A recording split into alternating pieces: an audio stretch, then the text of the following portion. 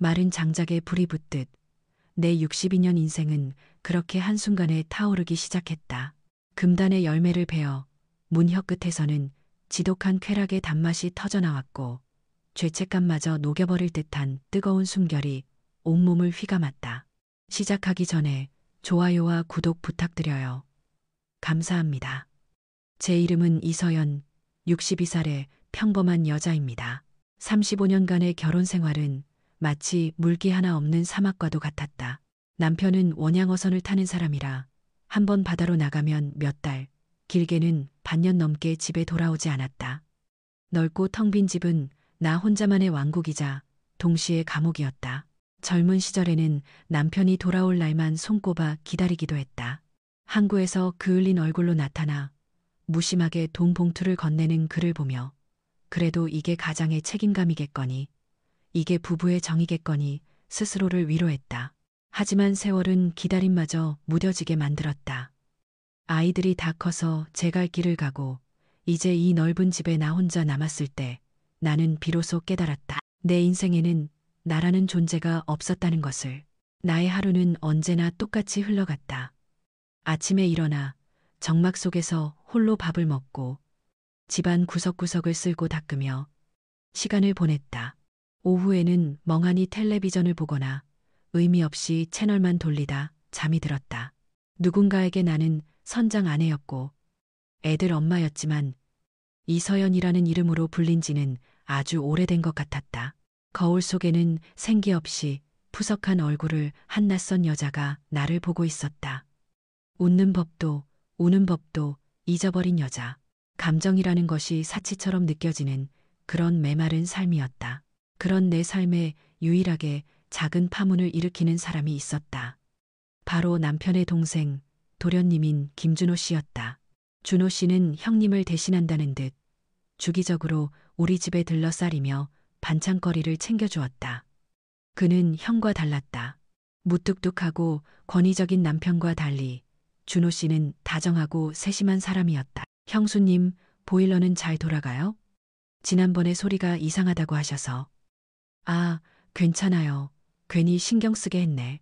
신경은요? 형님이 안 계시니 제가라도 챙겨야죠. 그는 삐걱거리는 문에 기름칠을 해주고 전구가 나가면 말없이 갈아주었다. 함께 저녁을 먹는 날이면 내가 좋아하는 나물 반찬을 더 가까이 밀어주며 많이 드세요, 형수님. 요즘 기력이 없어 보이셔서 라고 말했다. 그 따뜻한 말 한마디, 사소한 배려들이 내 굳어있던 마음을 조금씩 녹이고 있었다. 처음에는 그저 고마운 마음뿐이었다. 형을 대신해 애쓰는 도련님이 안쓰럽고 기특했다. 하지만 시간이 지날수록 그 감정은 미묘하게 변해갔다. 준호 씨가 오는 날이면 나도 모르게 아침부터 설레기 시작했다. 옷도 좀 더 신경 써서 입고 화장도 옅게 했다. 그가 형수님, 오늘 좋아 보이시네요. 라고 말하면 하루 종일 그 말이 귓가에 맴돌아 얼굴이 붉어졌다. 나는 애써 그 감정을 부정했다. 주책이야, 이서연. 아들 같은 도련님한테 무슨 생각을 하는 거니? 스스로를 다그치고 또 다그쳤다. 하지만 억누를수록 감정은 더 선명해졌다. 준호 씨의 낮은 목소리, 웃을 때마다 깊게 패는 눈과 주름, 무거운 짐을 들 때 드러나는 단단한 팔뚝. 그 모든 것이 낯설고 강렬하게 다가왔다.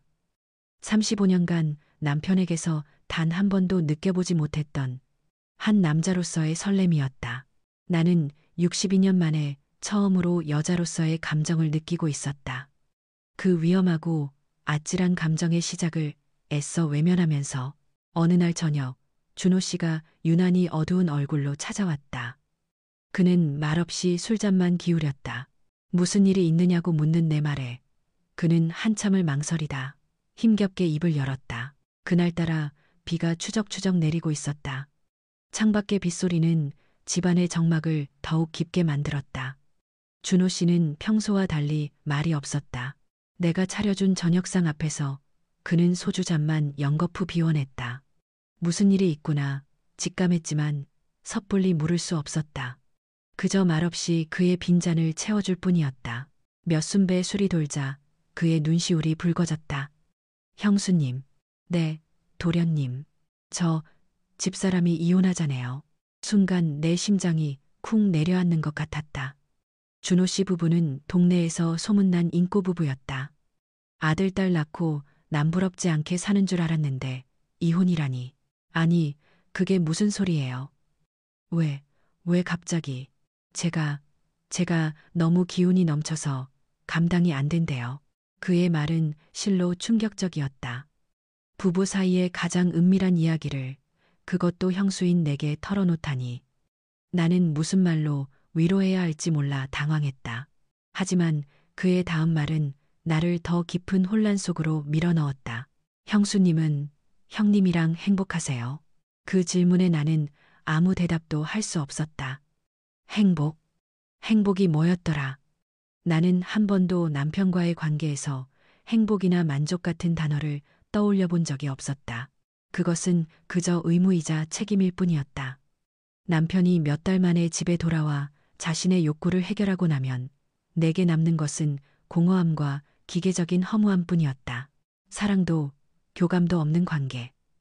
나는 그저 그의 필요를 채워주는 도구에 불과했다. 내 침묵이 어떤 의미인지 알아차렸는지 준호 씨는 씁쓸하게 웃으며 술을 마셨다.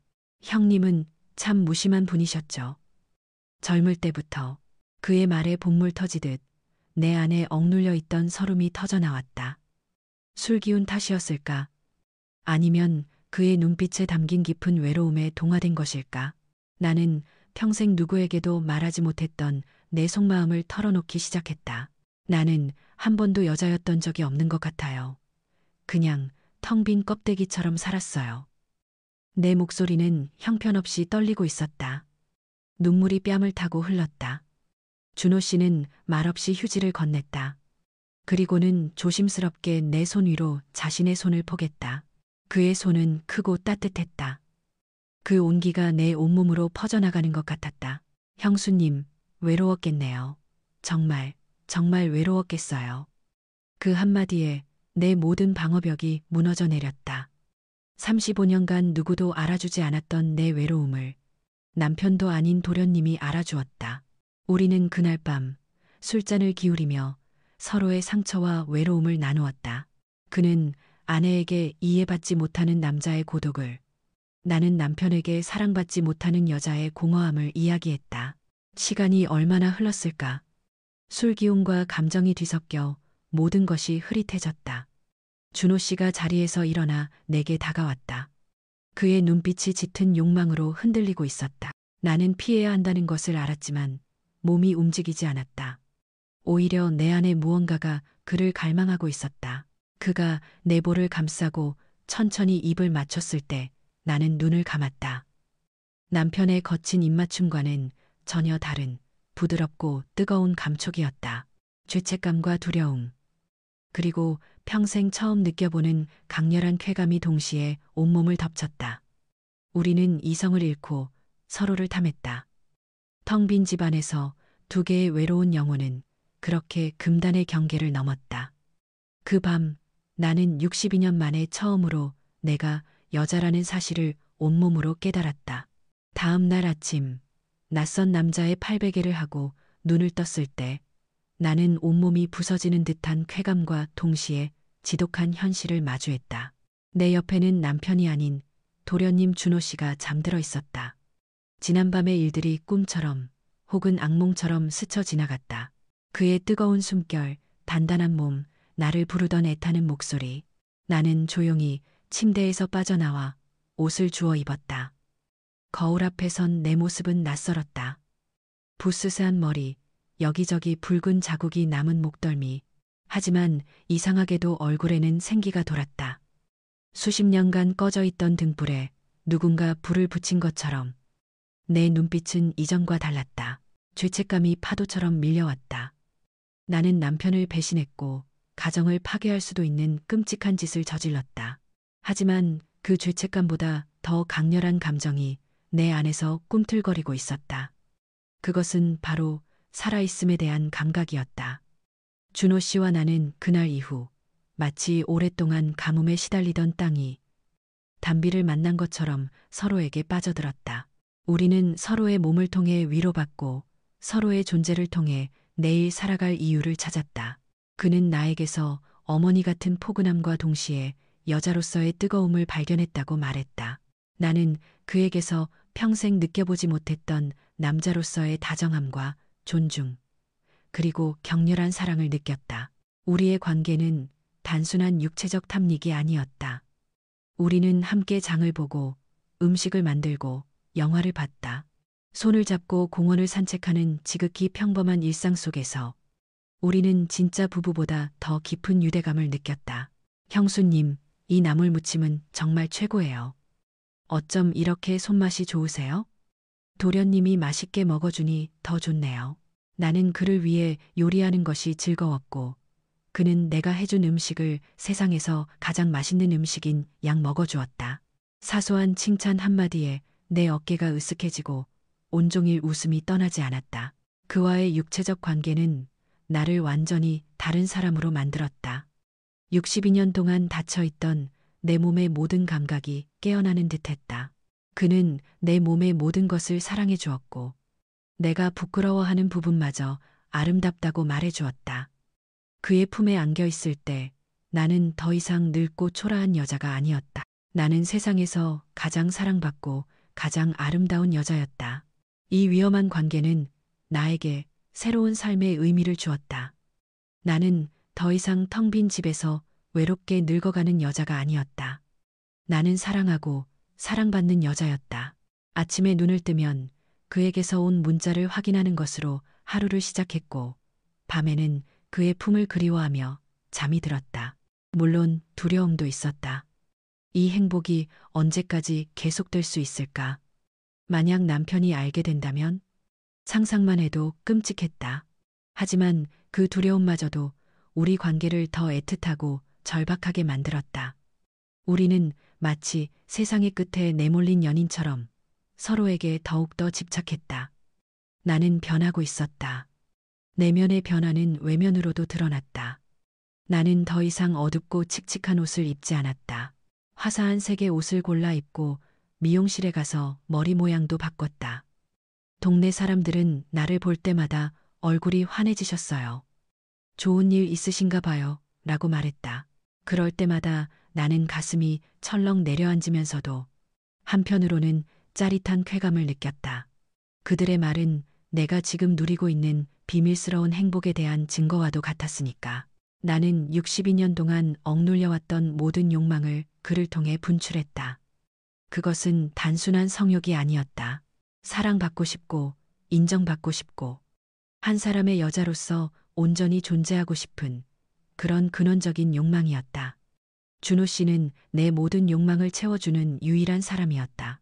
그리고 나는 기꺼이 그와의 관계라는 위험한 불 속으로 뛰어들 준비가 되어 있었다. 남편이 바다에 나가 있는 동안 나와 준호 씨는 거의 매일 만났다. 그는 아침 일찍 자신의 가게에 나갔다가 점심시간이면 어김없이 우리 집으로 왔다. 우리는 함께 점심을 먹고 오후 내내 서로를 탐닉했다. 해가 질 무렵 그는 아쉬운 발걸음을 돌려 자신의 집으로 돌아갔다. 그것이 우리만의 비밀스러운 약속이었다. 그와의 시간은 언제나 짧게만 느껴졌다. 우리는 마치 10대 소년 소녀처럼 서로에게서 떨어질 줄을 몰랐다. 그의 차가 골목 어귀에 나타나면 내 심장은 주체할 수 없이 뛰기 시작했고, 그가 현관문을 열고 들어와 나를 와락 껴안을 때면 나는 온 세상의 행복을 다 가진 것 같았다. 보고 싶었어요, 서연 씨. 어느 순간부터 그는 나를 형수님이 아닌 서연 씨라고 불렀다. 그 이름이 그의 입에서 나올 때마다 나는 잊고 있던 내 자신을 되찾는 기분이었다. 나도 보고 싶었어요. 우리는 현관에서부터 서로의 옷을 벗기며 침실로 향했다. 대화는 필요 없었다. 서로의 눈빛과 몸짓만으로도 모든 것을 알 수 있었다. 우리의 사랑은 격렬하고 뜨거웠다. 수십 년간 굶주렸던 사람처럼 우리는 서로를 끊임없이 원하고 또 원했다. 하지만 우리의 행복 뒤에는 늘 불안이라는 그림자가 따라다녔다. 갑자기 울리는 전화벨 소리, 초인종 소리에도 우리는 화들짝 놀라 서로에게서 떨어져야 했다. 남편의 배가 예정보다 일찍 들어올 수도 있다는 생각은 늘 우리를 올가매는 족쇄와도 같았다. 만약 형님이 알게 되면 어떡하죠? 어느 날 내 품에 안겨있던 준호 씨가 나지막이 물었다. 그땐 그냥 다 끝나는 거죠. 내 대답에 그는 나를 더 꽉 끌어안았다. 끝내기 싫어요. 서연 씨 없이는 이제 하루도 못 살 것 같아요. 그의 말은 내게도 똑같이 해당되는 말이었다. 그가 없는 삶은 이제 상상조차 할 수 없었다. 우리는 불안감을 떨치기 위해 더 서로에게 집착했다. 가끔은 대담하게 집 밖으로 나가 데이트를 하기도 했다. 사람들이 알아보지 못하도록 멀리 떨어진 도시의 영화관에 가고 한적한 강변을 따라 드라이브를 했다. 손을 잡고 거리를 걷는 평범한 연인들의 모습이 우리에게는 가장 큰 사치였다. 남들의 시선을 피해 차 안에서 몰래 입을 맞추며 우리는 위태로운 행복을 만끽했다. 시간이 흐를수록 나는 준호 씨에게 더 깊이 빠져들었다. 그는 단순히 나의 육체적 욕망을 채워주는 대상이 아니었다. 그는 나의 가장 친한 친구이자 든든한 보호자였고 때로는 아들처럼 어리광을 부리는 귀여운 연인이었다. 그는 내 이야기를 진심으로 들어주었고 나의 아픔에 공감해 주었다. 나는 그 앞에서만큼은 체면이나 나이를 의식할 필요 없이 온전한 나로 있을 수 있었다. 남편에게서 돌아올 때가 되었다는 연락이 온 것은 우리의 비밀스러운 행복이 절정에 달했을 때였다. 그 소식은 마치 사형 선고처럼 들렸다. 이제 이 꿈 같은 시간도 끝이라는 생각에 눈앞이 캄캄해졌다. 나 이제 어떡해요? 준호 씨 품에 안겨 나는 아이처럼 울었다. 괜찮아요, 서연 씨. 괜찮을 거예요. 어떻게든 방법이 있을 거예요. 그는 나를 다독였지만 그의 목소리도 불안하게 떨리고 있었다. 남편이 돌아오기 전날 밤, 우리는 마지막으로 함께 밤을 보냈다. 우리는 평소보다 더 격렬하게 서로를 원했다. 마치 서로의 몸에 흔적을 새기려는 듯 우리는 밤새도록 서로를 끌어안고 놓아주지 않았다. 그것은 단순한 정사가 아니었다. 곧 닥쳐올 이별에 대한 두려움과 그럼에도 불구하고 서로를 향한 사랑을 확인하는 처절한 의식이었다. 그날 밤 나는 그의 품에서 다짐했다. 이 사랑을 절대로 포기하지 않겠다고. 어떤 대가를 치르더라도 이 행복을 지켜내겠다고. 남편이 돌아왔다. 그가 현관문을 열고 들어서는 순간 집안의 공기는 차갑게 얼어붙었다. 몇 달 만에 보는 그의 얼굴은 바닷바람에 더 거칠어져 있었고 말투는 여전히 무뚝뚝했다. 잘 있었어. 어서 와요. 그것이 우리의 첫 대화였다. 그는 짐 가방을 거실에 던져놓고는 씻으러 들어갔다. 나는 그의 젖은 옷가지를 정리하며 깊은 한숨을 내쉬었다. 준호 씨와 함께 웃음소리가 가득했던 이 공간에 다시 숨막히는 침묵이 찾아왔다. 꿈에서 깨어나 혹독한 현실로 돌아온 기분이었다. 남편과의 생활은 고역이었다. 그는 집에 돌아오면 의뢰 그랬듯 소파에 누워 텔레비전을 보거나 친구들과 어울려 술을 마시고 늦게 들어왔다. 나와의 대화는 거의 없었다. 그저 밥 줘, 물 좀 줘 같은 일방적인 요구가 전부였다. 나는 그의 존재 자체가 감옥처럼 느껴졌다. 그와 한 공간에 있는 것만으로도 숨이 막혔다. 밤이 되는 것이 두려웠다. 그는 자신의 욕구를 해결하기 위해 의무적으로 나를 찾았고 나는 아무런 감정 없이 그의 몸을 받아내야 했다. 그의 몸이 내 위를 짓누를 때마다 나는 준호 씨를 생각했다. 그의 다정한 손길, 뜨거운 입맞춤, 나를 사랑스럽게 바라보던 눈빛. 그럴수록 내 옆에 누운 남편에 대한 혐오감은 커져만 갔다. 나는 하루 종일 휴대폰만 붙들고 살았다. 준호 씨에게서 혹시 연락이 오지 않을까 그의 이름이 화면에 뜨기만을 애타게 기다렸다. 그는 남편이 돌아온 이후로 연락을 끊었다. 그게 우리 사이의 약속이었지만 나는 미칠 것 같았다. 그의 목소리가 듣고 싶고 그가 보고 싶어 심장이 타들어가는 것 같았다. 며칠이 지나자 남편이 나의 변화를 눈치채기 시작했다. 당신 좀 이상한 거 알아? 밥 먹을 때도 잠잘 때도 손에서 휴대폰을 놓지를 않네. 누구랑 그렇게 연락을 해? 그의 의심 섞인 말투에 심장이 철렁 내려앉았다. 아니야. 그냥 심심해서 뉴스 보는 거야. 나는 황급히 변명했지만 그의 눈초리는 여전히 날카로웠다. 어느 날 저녁 내가 잠시 화장실에 간 사이 남편이 내 휴대폰을 보고 있었다. 나는 사색이 되어 달려가 휴대폰을 빼앗았다. 남의 휴대폰을 왜 봐요? 왜 이렇게 예민하게 굴어? 뭐 캥기는 거라도 있어? 캥기긴 뭐가 캥겨? 사생활 존중도 몰라? 나는 필사적으로 화를 냈지만 온몸이 사시나무 떨듯 떨렸다. 다행히 준호 씨와의 메시지는 모두 지운 상태였지만 남편의 의심은 더욱 커진 것 같았다. 그날 이후 그는 나를 감시하기 시작했다. 내가 누구와 통화하는지, 어디에 나가는지 일거수일투족을 캐물었다. 나는 숨 막히는 감시 속에서 하루하루를 버텼다. 준호 씨에 대한 그리움은 날이 갈수록 커져만 갔다. 이러다 정말 미쳐버릴지도 모른다는 생각이 들었다. 결국 나는 참지 못하고 남편이 잠든 틈을 타 준호 씨에게 몰래 문자를 보냈다. 보고 싶어요. 너무 힘들어요. 답장은 금방 왔다. 나도 보고 싶어요. 서연 씨, 조금만 참아요. 곧 기회가 올 거예요. 그의 짧은 문자 한 통에 나는 눈물을 쏟았다. 그는 나를 잊지 않았다. 그는 여전히 나를 사랑하고 있었다. 그 사실 하나만으로도 지옥 같은 현실을 견뎌낼 힘이 생겼다. 나는 그가 말한 기회가 오기만을 손꼽아 기다렸다. 그것이 어떤 파국을 불러올지 상상조차 하지 못한 채 사건은 예고 없이 터졌다. 남편은 친구들과 1박 2일로 낚시를 간다고 했다. 나는 그가 집을 나서자마자 준호 씨에게 연락했다. 너무나도 오랜만의 만남이었다. 우리는 그동안의 그리움을 한꺼번에 터뜨리듯 미친 듯이 서로를 갈망했다. 그가 내 안으로 들어와 뜨겁게 속삭였다. 사랑해요, 서연 씨. 정말 사랑해요. 나도 사랑해요. 우리가 서로의 사랑을 확인하며 절정에 달했을 때 현관문이 벌컥 열리는 소리가 들렸다. 그리고 곧이어 침실 문이 거칠게 열렸다. 그곳에는 낚시를 간다던 남편이 지옥의 악마와 같은 얼굴로 서 있었다. 너희들 지금 뭐 하는 거야? 남편의 고함 소리에 세상이 무너지는 것 같았다. 준호 씨는 황급히 내 몸에서 떨어져 옷을 주워 입었고 나는 이불을 끌어당겨 내 몸을 가렸다. 하지만 이미 늦었다.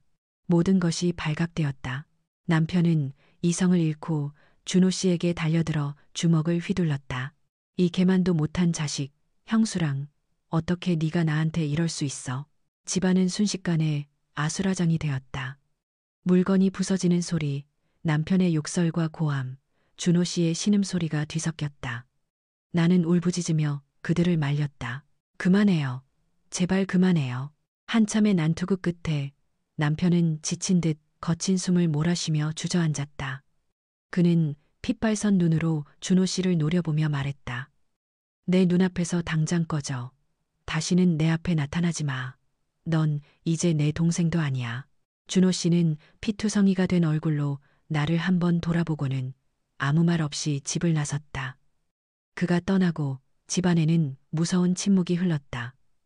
나는 공포에 질려 숨도 제대로 쉴 수 없었다.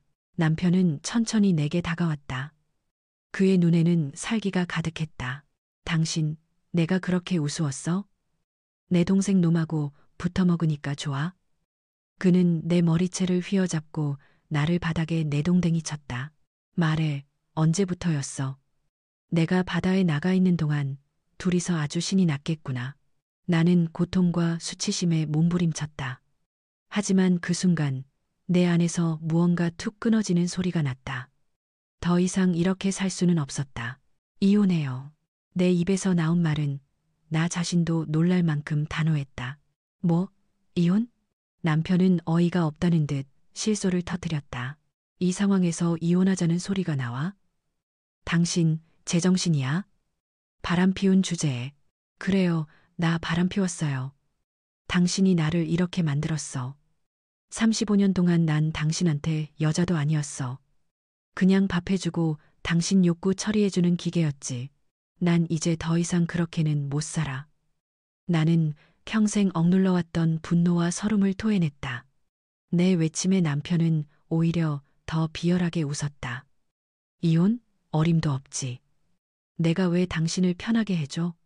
당신은 평생 이 집에서 내 옆에서 죗값 치르면서 살아야 해. 죽을 때까지 내 눈앞에서 고통받으라고. 그게 당신한테 내리는 벌이야. 그의 말은 사형 선고와도 같았다. 나는 절망감에 주저앉아 통곡했다. 남편은 내 휴대폰을 빼앗아 부숴버렸고 나를 방에 가두었다.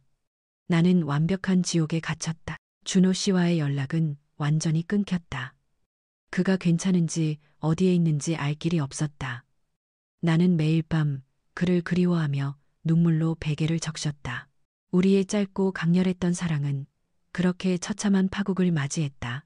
이 이야기를 듣고 있는 당신은 지금 무슨 생각을 하고 있나요? 댓글로 여러분의 생각을 남겨주세요. 지금 여러분의 감정이 어떤지 정말 궁금하네요. 그날 이후 나의 삶은 다시 잿빛으로 변했다. 아니, 이전보다 더 깊은 어둠 속으로 가라앉았다. 남편은 나를 철저히 감시하고 통제했다. 외출은 물론 전화 통화조차 그의 허락 없이는 할 수 없었다. 집은 이제 완벽한 감옥이 되었다. 남편은 매일 밤 나를 괴롭혔다. 폭언과 무시, 경멸 어린 눈빛으로 내 영혼을 갉아먹었다. 그는 나를 더 이상 아내로 대하지 않았다. 나는 그저 그의 소유물이자 분노를 배설하는 쓰레기통일 뿐이었다. 하지만 육체적인 고통보다 더 힘든 것은 준호 씨에 대한 그리움이었다. 나는 매일 밤 그를 생각했다. 그의 따뜻한 미소, 다정한 목소리, 나를 안아주던 단단한 품. 그와의 모든 순간이 생생하게 떠올라 심장을 도려내는 듯 아팠다. 그 역시 나처럼 고통받고 있을까? 지금 어디서 무엇을 하고 있을까? 혹시라도 나를 원망하고 있지는 않을까? 온갖 생각들이 나를 잠 못 들게 했다. 가끔 시어머니를 통해 그의 소식을 단편적으로나마 전해 들을 수 있었다. 그는 아내와 이혼했고 가족들과도 연을 끊은 채 어디론가 떠났다고 했다. 그 소식을 들은 날 나는 며칠을 앓아누웠다. 나 때문에 그가 모든 것을 잃었다는 죄책감이 나를 짓눌렀다. 시간은 무심하게 흘러갔다. 계절이 3번 바뀌고 3년이라는 세월이 지났다. 나는 살아있었지만 살아있는 것이 아니었다. 그저 숨만 쉬는 그림자처럼 존재할 뿐이었다. 웃음도 눈물도 모두 메말라 버렸다. 내 마음속에는 오직 준호 씨에 대한 그리움과 다시 한번 그를 만나고 싶다는 간절한 희망만이 남아 있었다. 나는 틈만 나면 남편에게 이혼을 요구했다. 제발, 제발, 나 좀 놔줘요. 이렇게 서로를 괴롭히면서 사는 게 무슨 의미가 있어요. 하지만 그는 언제나 똑같이 대답했다. 죽을 때까지 넌 내 옆에서 고통받아야 해. 나는 모든 것을 포기하고 싶었다. 이 지옥 같은 삶을 끝내고 싶다는 충동이 하루에도 몇 번씩 들었다. 하지만 그럴 수 없었다. 언젠가 준호 씨를 다시 만날 수 있을 거라는 신락 같은 희망이 나를 버티게 하는 유일한 이유였으니까. 나는 그 희망 하나에 매달려 죽지 못해 살아가는 하루하루를 견뎌냈다. 그렇게 3년이라는 시간이 흐른 어느 날 기적 같은 일이 일어났다. 그날도 나는 텅 빈 거실 소파에 앉아 멍하니 창밖을 보고 있었다. 바다에서 돌아온 남편이 내 앞에 이혼 서류를 던졌다. 도장 찍어. 이제 그만 끝내자. 나는 내 귀를 의심했다. 지난 3년간 그토록 완강하게 이혼을 거부하던 그였다. 왜 갑자기? 지쳤어. 당신 같은 시체랑 한 집에서 사는 것도 이제 지긋지긋해. 다른 여자도 생겼고. 그의 말에는 어떠한 감정도 실려 있지 않았다. 나는 잠시 망설였지만 이내 떨리는 손으로 펜을 잡았다. 이것이 지옥에서 벗어날 수 있는 유일한 기회였다. 나는 도장을 찍자마자 짐을 쌌다. 통장과 옷 몇 가지만 챙겨서 그 집을 나왔다. 38년간의 결혼 생활이 그렇게 허무하게 끝났다. 하지만 내게는 후회도 미련도 없었다. 오히려 날아갈 듯이 자유로웠다.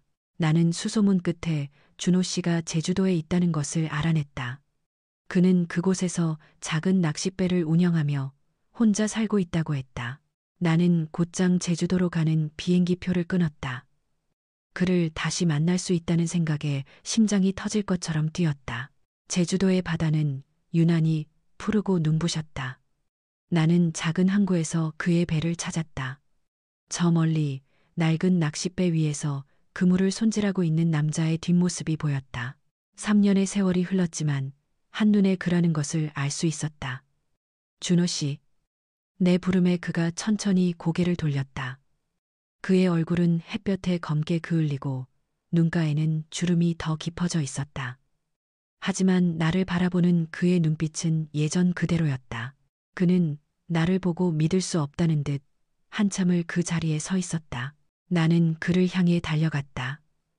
그 역시 나를 향해 달려왔다. 우리는 항구 한가운데서 서로를 부둥켜 안고 울었다. 그동안의 그리움과 서름, 고통의 시간들이 눈물과 함께 쏟아져 나왔다. 어떻게 온 거예요, 서연 씨? 이혼했어요. 당신 만나러 왔어요. 우리는 한참 동안 서로를 끌어안고 놓아주지 않았다. 그의 품은 여전히 따뜻하고 든든했다. 그날 밤, 우리는 그의 작은 집에서 밤새도록 이야기를 나누었다. 그는 3년 동안 나를 단 하루도 잊은 적이 없다고 했다. 언젠가 내가 자신을 찾아와 줄 것이라 믿으며 매일 바다를 보며 나를 기다렸다고 했다. 미안해요. 나 때문에 모든 걸 잃게 해서. 아니에요. 서연 씨를 만난 건 내 인생 최고의 행운이었어요. 아무것도 후회하지 않아요. 우리는 서로의 상처를 보듬고 서로의 사랑을 다시 확인했다. 더 이상 우리를 가로막는 것은 아무것도 없었다. 사회의 시선도, 나이에 대한 편견도, 죄책감도 이제는 중요하지 않았다. 다음 날, 우리는 손을 잡고 해변을 걸었다. 65살의 나와 나보다 5살 어린 그. 우리는 더 이상 젊지 않았지만 우리의 사랑은 그 어떤 젊은 연인들보다 뜨겁고 진실했다. 제주도의 푸른 바다를 배경으로 우리는 새로운 시작을 약속했다. 남은 인생, 서로를 아끼고 사랑하며 행복하게 살기로. 늦게 찾은 사랑이었지만 그래서 더 소중하고 애틋했다. 나는 65살의 나이에 비로소 내 인생의 진짜 주인이 되었다.